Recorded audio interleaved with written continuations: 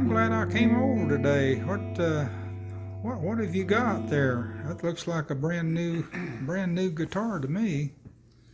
Yeah, this is a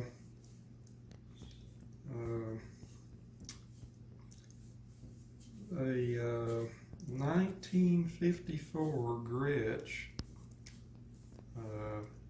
prototype, one of 36. That was,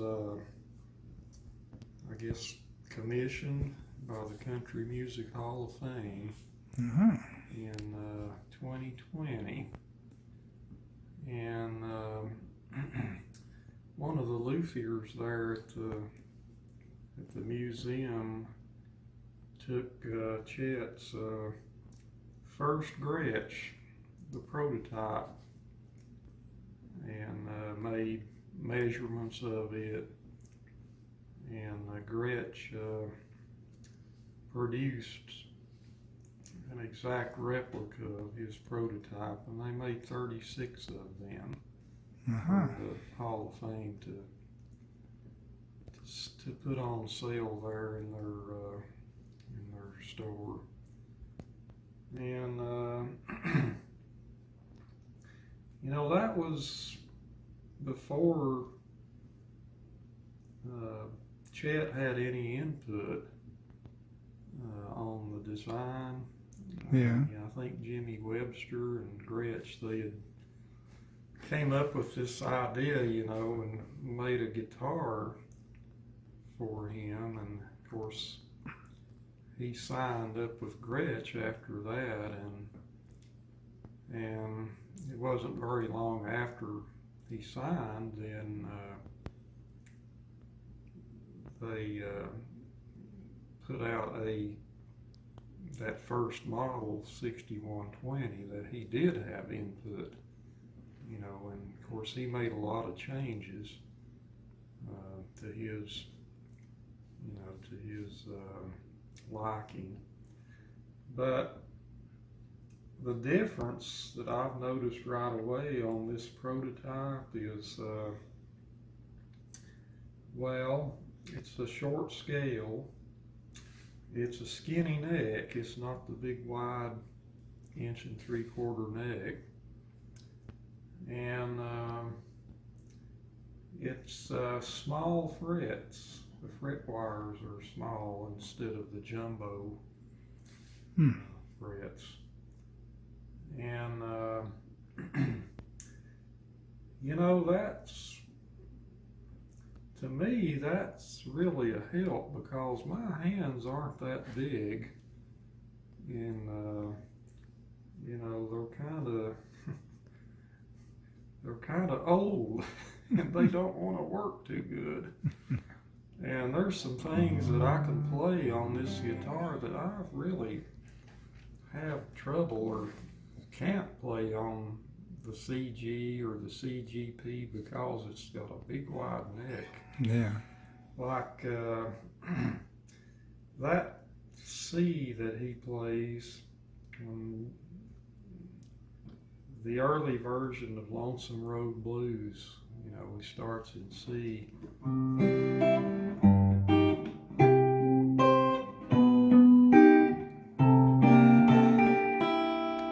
That used to just really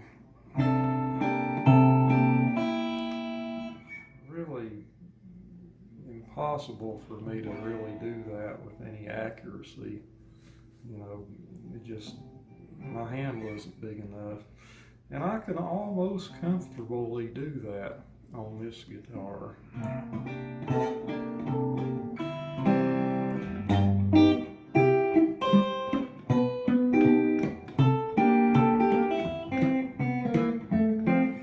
And so there's a few little things like that I'm really enjoying, you know, having this skinny neck to be able to play some of those difficult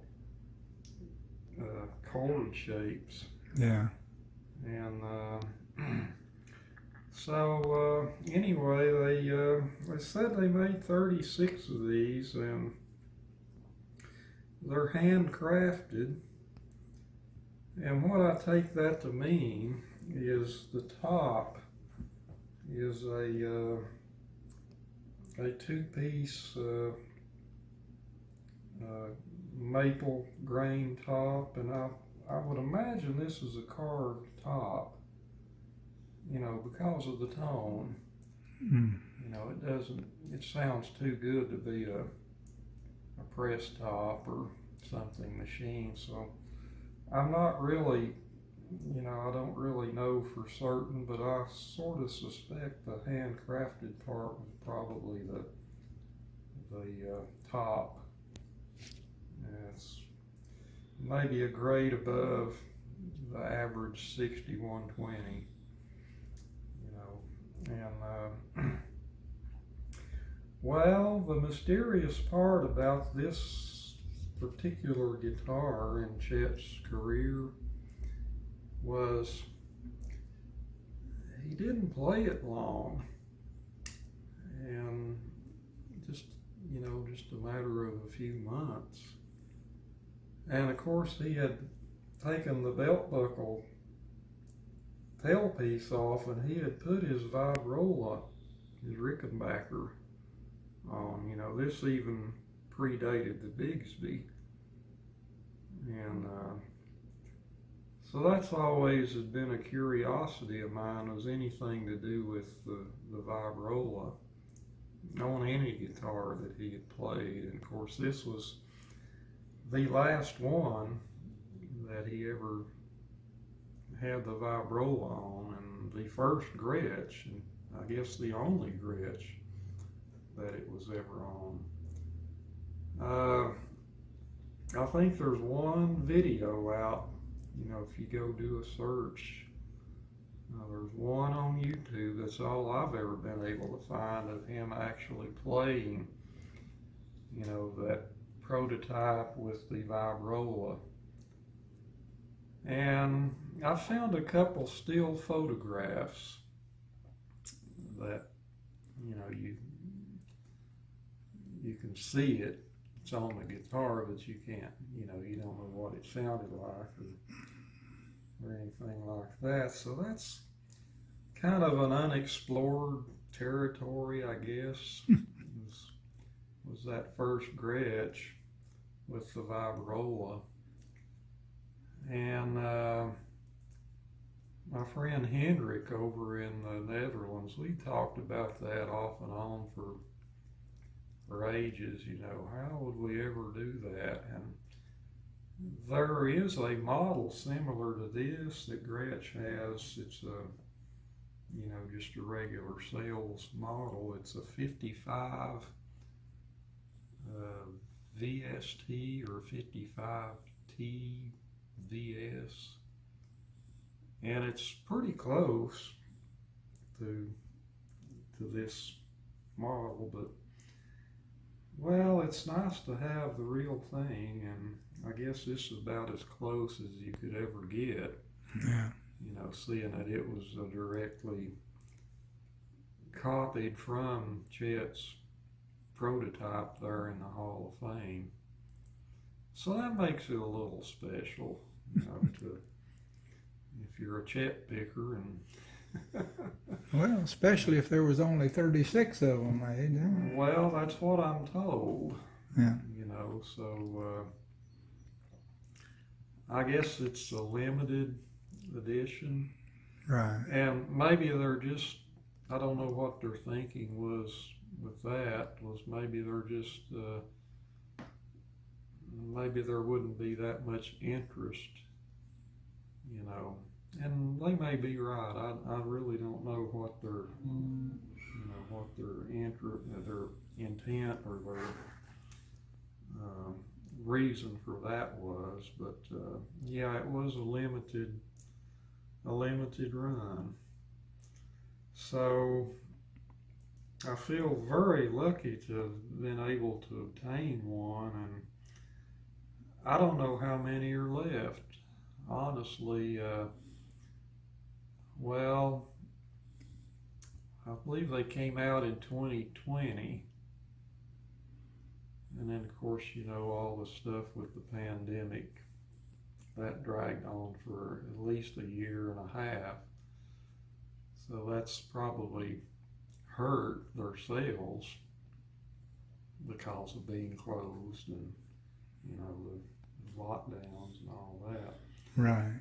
But a fellow in Australia had contacted me right after I had purchased mine, and he had bought one not too long before me, just a matter of a few weeks, I think. And the salesperson gave him a choice of two numbers, and so he got, I think, 96, and I got 93. Now, they only had two then. I don't know if that was the last two or if that was the only two they had in stock at the time. We probably need a little clarification on that from somebody. There may not be any more. I may have bought the last one. I don't know. But anyway, maybe Gretsch needs to get busy and make 36 more. It is a really, really nice guitar. And, you know, as Gretsch goes, and I've got several, yeah, I think it's a peg or two above the average Gretsch. Just making my own comparison with, you know, the ones that I have. Right. And so, if anybody needed a reason to buy one, that certainly is a good reason.